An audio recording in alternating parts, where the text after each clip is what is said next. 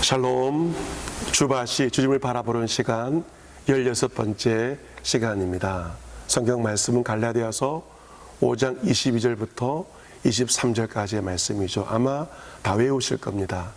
오직 성령의 열매는 사랑과 희락과 화평과 오래 참음과 자비와 양성과 충성과 온유와 절제니 이 같은 것을 금지할 법이 없느니라. 아멘. 오늘은 성령의 9가지 열매 가운데서 5번째 열매인 자비의 열매에 대해서 묵상을 하고자 합니다. 사도 바울은 성령의 열매를 말하면서 오래 참음의 열매를 먼저 말하였죠. 그 다음에 그는 자비의 열매에 대해서 말합니다. 이 오래 참음이 단단한 열매라고 한다면 오늘 이 자비의 열매는 부드러운 열매라고 할 수 있습니다. 이 자비의 뜻을 살펴보면 남을 깊이 사랑하고 가엾게 여김 또는 그렇게 여겨서 베푸는 혜택이라고 말합니다. 그냥 가엾게 여기는 것이 아니고 그렇게 가엾게 여겨서 베푸는 혜택까지를 포함해서 자비라고 합니다. 이 자비의 한자 자자를 보면 상대가 기뻐할 때 함께 기뻐하는 마음이 자입니다. 또한 비는 상대가 정말 슬퍼할 때 함께 슬퍼하는 마음이 바로 비. 그래서 함께 기뻐하고 함께 슬퍼하는 것이 바로 자비입니다. 이 자비는 상대방의 눈높이에서 상대의 마음과 함께하는 마음이죠. 자비는 역지사지라고 해서 상대방의 입장이 되어버린 것이고 그 사람이 나에게 무엇을 바랄 것인지를 한번 생각해 보는 것입니다. 자비는 자신보다 다른 사람을 더 배려하는 것입니다. 다른 사람들을 돕고 그들을 격려하고 위로하고 그들에게 도움이나 유익이 되는 무언가를 행하는 것이 바로 자비입니다. 신약성경에서 자비를 가리키는 헬라어 단어 크레스토테스는 성경에 10번 정도 사용이 되는데 6번은 하나님의 속성을 묘사할 때 이 단어가 사용되었습니다. 따라서 성령의 열매 중 하나인 자비는 단연코 하나님 아버지의 성품이며 우리가 성령의 소욕을 따라 살 때 맺을 수 있는 하나님의 성품, 거룩한 성품입니다. 디도서 3장 4절을 보시면 우리 구주 하나님의 자비와 사람 사랑하심이 나타날 때 우리를 구원하시되 우리가 행한 바 의로운 행위로 말미암지 아니하고 오직 그의 긍휼하심을 따라 중생의 씻음과 성령의 새롭게 하심으로 하셨나니 우리 구주 예수 그리스도로 말미암아 우리에게 그 성령을 풍성히 부어주사 우리가 그의 은혜를 힘입어 어렵다 하심을 얻어 영생의 소망을 따라 상속자가 되게 하려 하심이라. 우리의 구원에 대해서 사도 바울이 증거합니다. 우리는 우리의 어려운 행위로 구원받은 것이 결코 아닙니다. 우리는 어렵지 않습니다. 다만 하나님은 그 자비하심으로 그의 긍휼하심을 따라 우리를 구원하셨습니다. 따라서 예수 그리스도를 믿는 자들은 이미 하나님의 자비하심을 맛본 자들입니다. 하나님이 자비하심을 맛본 자들에게 하나님은 이제 자비를 명하십니다. 하나님께서 원하시는 자비의 명령은 무엇일까? 누가복음 6장에서 예수님께서 말씀하십니다. 너희가 만일 너희를 사랑하는 자만을 사랑하면 칭찬받을 것이 무엇이냐? 죄인들도 사랑하는 자는 사랑하느니라. 너희가 만일 선대하는 자만을 선대하면 칭찬받을 것이 무엇이냐? 죄인들도 이렇게 하느니라. 너희가 받기를 바라고 사람들에게 꾸어주면 칭찬받을 것이 무엇이냐? 죄인들도 그만큼 받고자 하여 죄인에게 꾸어주느니라. 오직 너희는 원수를 사랑하고 선대하며 아무것도 바라지 말고 꾸어주라. 그리하면 너희 상이 클 것이요 또 지극히 높으신 이 아들이 되리니 그는 은혜를 모르는 자와 악한 자에게도 인자하시니라. 너희 아버지의 자비로우심 같이 너희도 자비로운 자가 되라. 이렇게 예수님께서 우리에게 명령하십니다. 우리 하나님은 은혜를 모르는 자, 배은망덕한 자죠. 악한 자에게도 인자하신 분이십니다. 하나님의 그 자비하심으로 자녀된 우리는 하나님을 본받아서 그 명령에 따라 원수까지 사랑하고 또한 선대하며 바라지 말고 꾸어주라고 우리에게 명령하시고 우리는 순종해야 됩니다. 따라서 은혜를 모르는 배은망덕한 자들 그리고 악한 자들에게도 우리는 자비로운 자로 살아가야 한다는 것입니다. 예수님께서는 선한 사마리아의 비유를 통해서도 자비에 대해서 말씀을 하십니다. 이 비유는 어떤 율법교사가 일어나서 예수님을 시험하는 것을 배경으로 하고 있습니다. 그런 예수님께 질문합니다. 선생님, 내가 무엇을 하여야 영생을 얻으리까? 라고 질문합니다. 예수님은 그에게 율법에 무엇이라 기록되었느냐? 라고 다시 반문하시죠. 그가 대답합니다. 내 마음을 다하여 목숨을 다하며 힘을 다하며 뜻을 다하며 주 너의 하나님을 사랑하고 또한 너의 이웃을 내 자신같이 사랑하라 하였나이다. 예수님은 그에게 말씀하십니다. 너의 말이 옳도다. 하지만 이를 행하라. 그러면 살리라. 아는 것으로 그치는 것이 아니로 이를 행할 때 살리라 말씀하십니다. 그 사람이 또 한 번 질문하죠. 예수님, 그렇다면 나의 이웃이 누구니까 묻습니다. 예수님께서는 이른바 선한 사마리아의 비유를 말씀하십니다. 어떤 사람이 예루살렘에서 여리고로 내려가다가 강도를 만나게 됩니다. 강도들은 그 옷을 벗기고 때려 거의 죽은 것을 버리고 갑니다. 그 강도 만난 사람은 하루아침에 강도를 만남으로 거의 죽게 됩니다. 하루아침에 그의 신세가 완전히 어려워지게 되었습니다.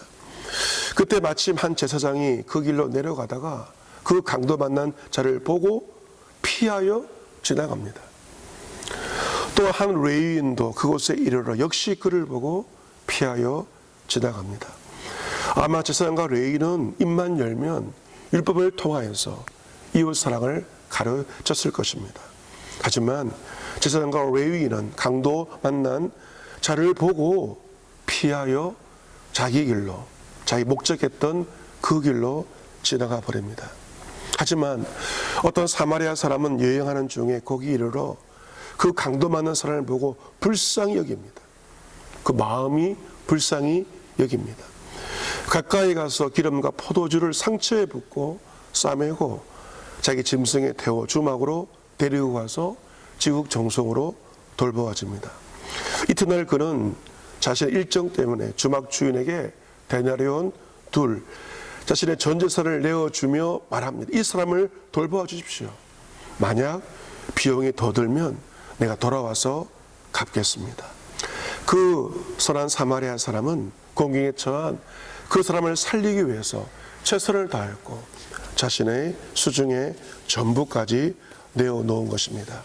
예수님은 율법 교사에게, 율법 전문가에게 질문하십니다. 너의 생각에는 이 세 사람 중에 누가 강도 만난 자의 이웃이 되겠느냐? 그가 답을 합니다. 자비를 베푼 자입니다. 예수님께서 말씀하십니다. 가서 너도 이와 같이 하라. 율법을 아는 것으로 그치는 것이 아니라 자비를 베풀어야 된다. 자비를 실천해야 함을 율법 교사에게 비유를 통하여 가르쳐 주십니다. 왜 우리에게 자비의 열매가 맺히지 않는 것일까요? 그것은 이 비유에 나와 있는 제사장과 레위 사람처럼 우리가 너무 마음이 바쁩니다. 해야 할 일들 너무 많습니다. 그리고 다른 사람에게 방해받지 않고 나의 방식대로 우리는 살려고 합니다. 우리는 자비를 몰라서 하지 않는 것이 결코 아닙니다. 다 압니다. 그러나 생각은 있지만 우리는 전혀 실천하지 못하고 살고 있습니다. 여러분, 자비는 아는 것을 그치는 것이 아닙니다. 물론 알아야 되지만 그 다음 단계는 실천을 하는 것입니다. 여러분, 이 자비를 위해서 작은 것부터 시작해 보시고 훈련해 보시기 바랍니다. 누군가에게 따뜻한 말을 먼저 건네는 것입니다. 미소를 띄우면서 인사하는 것입니다. 그리고 내가 큰 물질, 내 수중의 전부가 아니지만 나의 작은 물질부터 나누어 보는 작은 것부터 시작할 때 우리는 이 선한 사마리아 같은 삶을 살아갈 수가 있을 것입니다. 복음주의 운동의 지도자였던 영국의 존 스토트 목사님께서 우리가 자비를 실천할 수 있는 참 좋은 팁을 주셨습니다. 두 가지 질문을 해보라는 것입니다. 첫 번째, 내가 그리스도라면 저 사람을 위해 무엇을 할까? 내가 그리스도라면, 내가 예수님이라면 저 사람을 위해 무엇을 할까? 두 번째 질문이 있습니다. 저 사람이 그리스도라면 내가 그를 위해서 무엇을 할까? 우리가 이 질문들만 한다면 다른 사람을 대하는 우리의 삶은 굉장히 달라질 것입니다. 공산 정권하에서 투옥되고 고문을 받았던 루마니아의 목회자 리차드 범브란트 목사님이 계십니다. 그가 어느 날 심한 고문을 받은 다음에 그 교도소 자신의 감방으로 돌아오게 되었습니다. 물론 그 감방은 독방이 아니었고 여러 사람이 함께 수감되어 있는 감옥이었습니다. 그 감방은 살얼음이 얼 정도로 너무도 추운 곳이었습니다. 온기를 위해 하나밖에 없는 담요를 꼭 껴안고 있을 수밖에 없는 너무도 추운 곳이었습니다. 그때 범브란트 목사님에게는 감방 안에 있는 자기보다 더 고통스럽고 힘든 한 명의 죄수가 보였습니다. 문득 목사님에게는 어떤 생각이 떠올랐습니다. 저 사람이 그리스도라면 그에게 나의 담요를 주겠는가?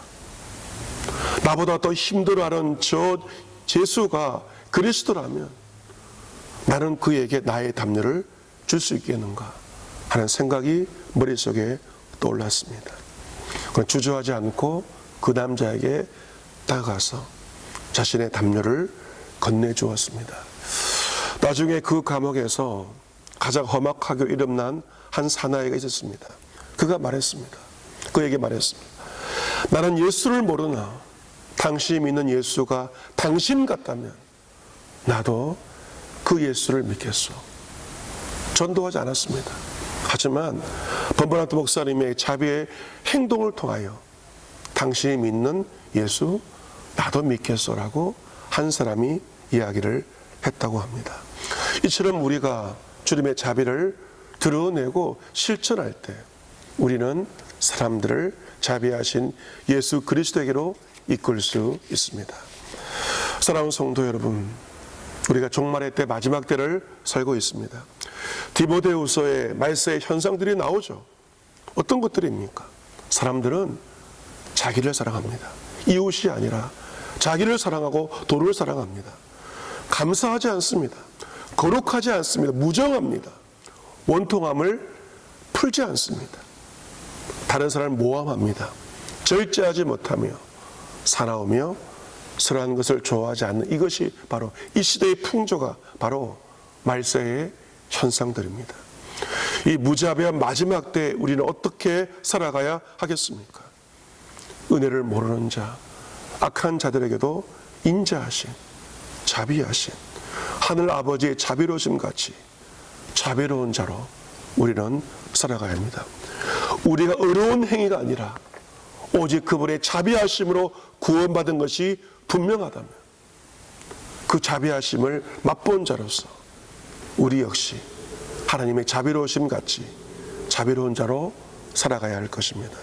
성령의 도우심이 필요합니다. 우리의 의지로 자비의 열매를 맺을 수 없습니다. 성령의 도우심 가운데 하나님 아버지의 성품인 자비의 아름다운 열매를 맺음으로 이 시대, 이 무자비한 시대의 수많은 사람들을 자비로우신 하나님께로 인도하는 저와 여러분 모두가 될 수 있기를 주 예수 그리스도의 이름으로 축복합니다. 아멘. 광고 말씀 세 가지를 드리겠습니다. 첫 번째, 이번 주 금요 기도회는 순장 권사들께서 꼭 나오셔서 비록 순모임 권찰회는 못하고 있지만 순 식구들을 위해서 간절히 기도해 주시기를 바랍니다. 두 번째, 이번 주일은 맥주 감사주일입니다.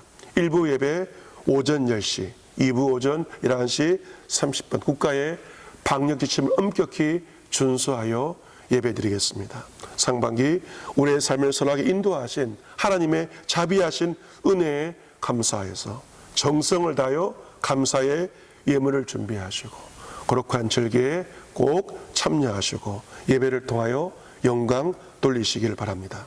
세 번째, 새로운 7월 시작되었습니다. 상반기는 지나갔고 하반기가 시작되었습니다. 세상은 흔들리지만 영원하신 주의 말씀을 붙들고 항상 기도하며 깨어 있으므로 모든 시험을 이기고 넉넉히 승리하시기를 다시 한번 주님의 이름으로 기원합니다. 아멘.